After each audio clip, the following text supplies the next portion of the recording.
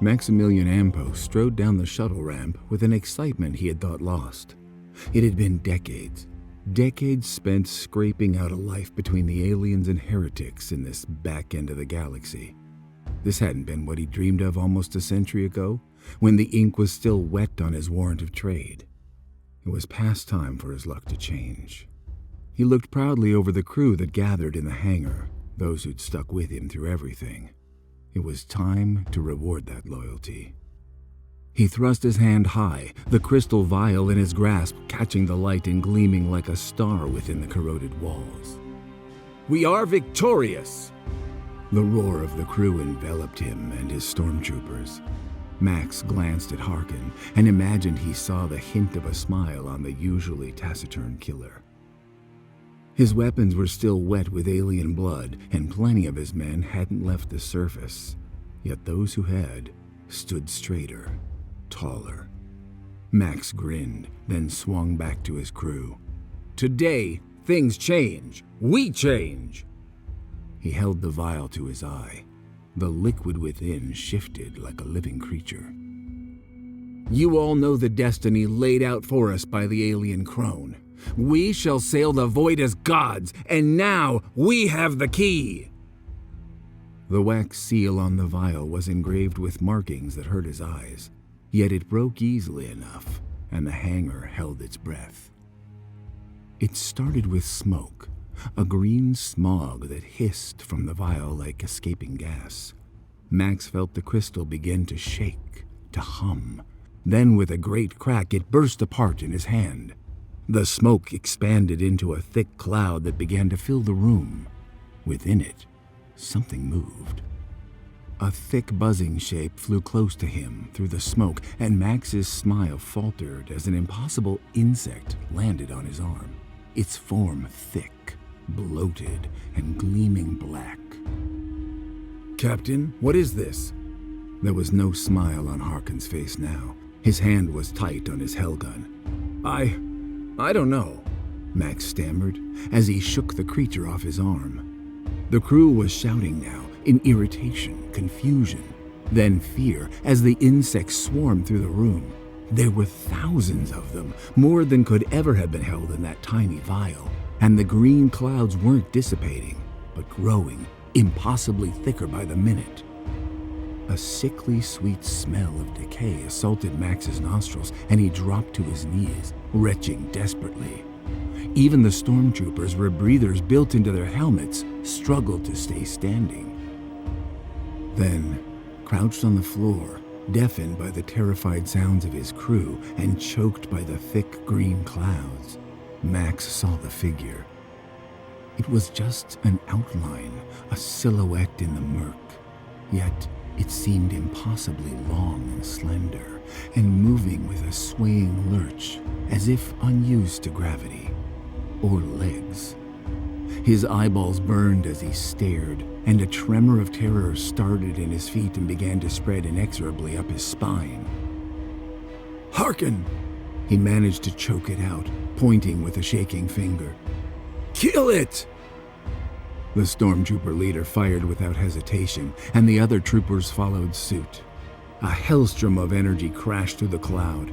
This close to the discharge, the snapping electric crack of the weapons made the shuttle ramp feel like a furnace. Stabbing beams of light banished all shadows, and Max closed his eyes rather than be blinded. He opened them only once the sound died away. The figure still stood. It was as if nothing had happened. It still approached, still swayed towards him. With each step, its outline seemed to fill out, as if growing new flesh. The air around Max grew thicker with the insects. He could see that the troopers were now covered entirely. Each dropped their guns as they struggled against the rising tide of flies. Even solid, dependable Harkin. Max watched wide eyes as the veteran soldier snatched off his helmet.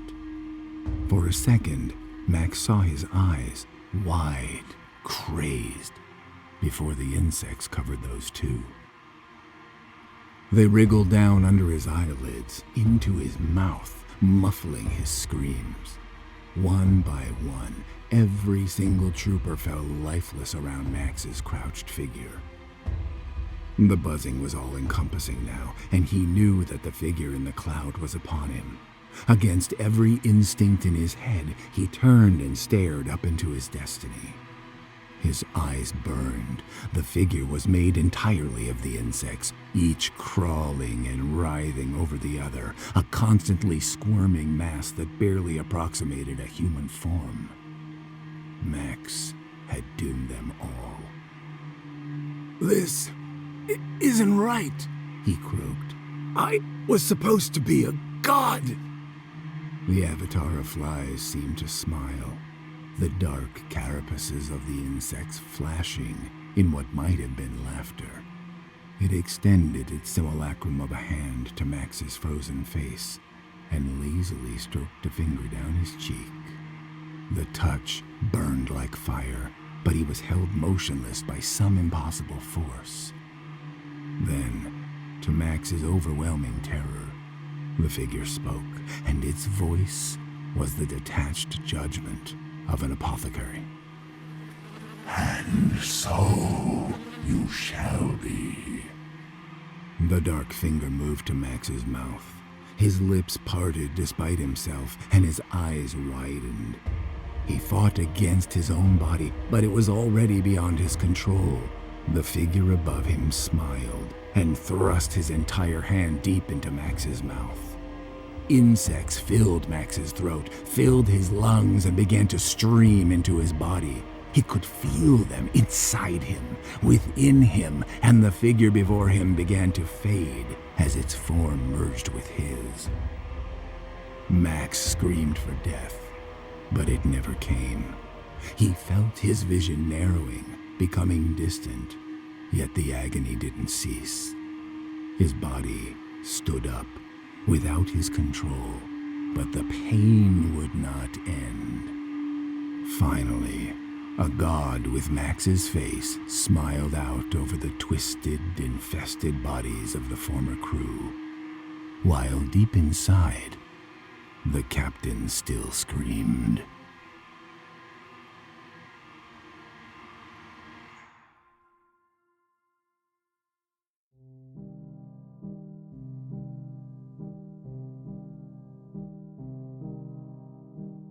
Hi everyone, Colin here from ColdOpenStories.